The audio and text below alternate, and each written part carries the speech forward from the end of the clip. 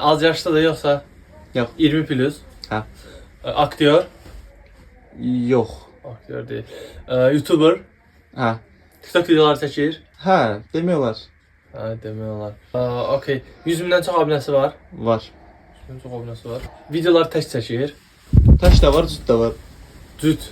Cüt dedin, yani taş da var da yani. Samirov. Yok. Evlidir yoxsa? Ha. Sakal var. Ha. Oy, sakal var videoda. Cringe videolar çəkir. Yok. Gündəlik videolar çəkir. Günden ne şey? Yoxsa ayda bir dəfə video atır, uzun video atır yoxsa? Qısa video atır. YouTube'dan gelirse söhbət ha.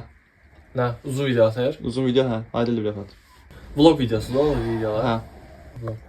Sən? Yok. Burada ağlıma heç kim gəlmir axı. Valla evlidir, saqqalı var, 100 bindən çox abunəsi var.